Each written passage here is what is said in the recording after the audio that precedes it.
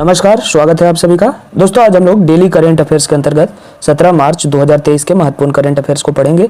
अगर आप current affairs के पीडीएफ को डाउनलोड करना चाहते हैं तो आप हमारे टेलीग्राम ग्रुप को ज्वाइन कर सकते हैं। टेलीग्राम ग्रुप का लिंक वीडियो के डिस्क्रिप्शन में दे दिया जाता है। तो आइए दोस्तों, शुरू करते हैं आज के यानी कि 17 मार्च 2023 के महत्वपूर्ण करंट अफेयर्स को। दोस्तों, जैसा कि आप देख पा रहे होंगे, आपके सामने पहला प्रश्न है, राष्ट्रीय टीकाकरण दिवस कब मनाया जाता है। दोस्तों, प्रत्येक वर्ष 16 मार्च को राष्ट्रीय टीकाकरण दिवस मनाया जाता है।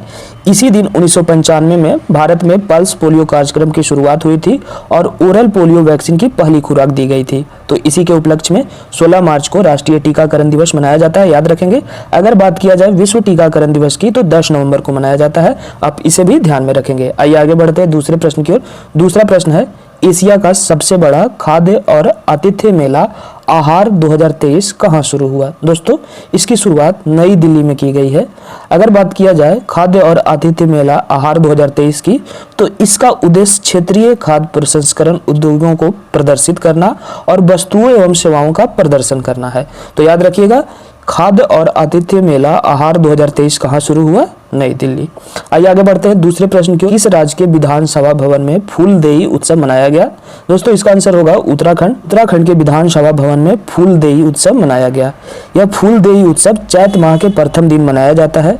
अगर बात किया जाए उत्तराखंड विधानसभा के अध्यक्ष की, तो वर्तमान समय में श्रीमती रितु खंडूरी इसके अध्यक्ष है और यह पहली महिला विधानसभा अध्यक्ष है उत्तराखंड की, याद रखिएगा।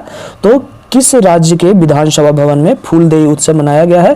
तो उत्तराखंड के विधानसभा भवन में। आइए आगे बढ़ते हैं चौथे प्रश्न की ओर। चौथा प्रश्न है, किस देश की सीनेट ने मैकमोहन रेखा को अंतर्राष्ट्रीय रेखा के रूप में मान्यता दिया?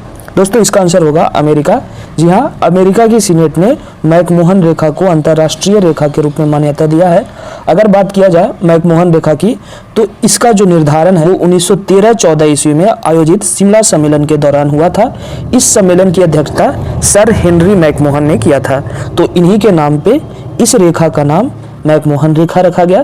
तो याद रखिएगा, मैकमोहन रेखा जो भारत और चीन के बीच की सीमा रेखा है, इसे अंतर्राष्ट्रीय मान्यता किस देश की संसद ने दी है? तो अमेरिका इसका सही आंसर है।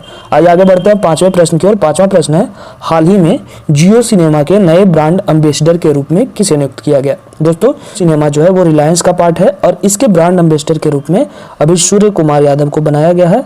तो याद रखिएगा, जियो सिनेमा के नए ब्रांड एम्बेसडर कौन नियुक्त हुए हैं? सूर्य कुमार यादव। आइए आगे बढ़ते हैं छठे प्रश्न की ओर। छठा प्रश्न है, कौन सा देश दुनिया का सबसे बड़ा चिप सेंटर का निर्माण कर रहा है? दोस्तों, इसका आंसर होगा साउथ कोरिया। साउथ कोरिया दुनिया का सबसे बड़ा चिप सेंटर का निर्माण कर रहा है। साउथ कोरिया जो है वो नॉर्थ कोरिया से 38 डिग्री उत्तरी अक्षांश से अलग होता है। यह 38 डिग्री उत्तरी अक्षांश सबसे तनावपूर्ण रेखा है। तो याद रखिएगा, साउथ कोरिया में दुनिया का सबसे बड़ा चिप सेंटर का निर्माण किया जा रहा है। आइए आगे बढ़ते हैं सातवें प्रश्न की ओर। सातवां प्रश्न है, एरिक गारसेटी किस देश के राजदूत के रूप में भारत में शपथ ग्रहण किया? दोस्तों, एरिक गारसेटी जो हैं वो अमेरिका के राजदूत के रूप में भारत में शपथ लिया है। अगर बात किया जाए एरिक गारसेटी के, तो इन्हें बाइडेन ने 2 साल पहले ही नामित कर दिया था, लेकिन इनकी नियुक्ति अभी तक निलंबित थी। तो अभी हाल ही में इनकी नियुक्ति हुई है भारत में अमेरिका के राजदूत के रूप में, याद रखिएगा। आइए आगे बढ़ते हैं आठवें प्रश्न की ओर।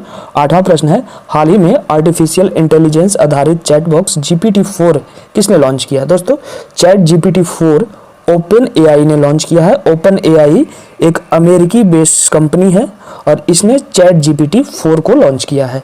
आइए आगे बढ़ते हैं नौवें प्रश्न की ओर। नौवां प्रश्न है, हाल ही में किसे सरस्वती सम्मान 2022 के लिए चयन किया गया? दोस्तों, इसका आंसर होगा शिव शंकरी।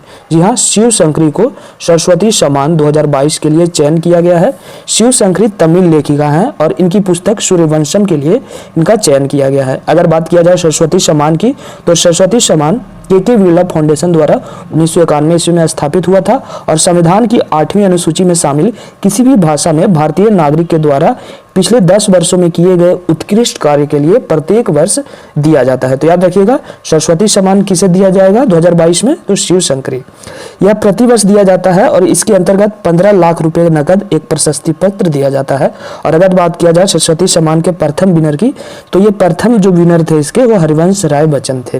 ठीक है, आइए आगे बढ़ते हैं 10वें प्रश्न की ओर। 10वां प्रश्न है, 3 साल की पाबंदियों के बाद किस देश ने पर्यटकों के लिए अपनी सीमाएं खोली है? दोस्तों, इसका आंसर होगा चीन।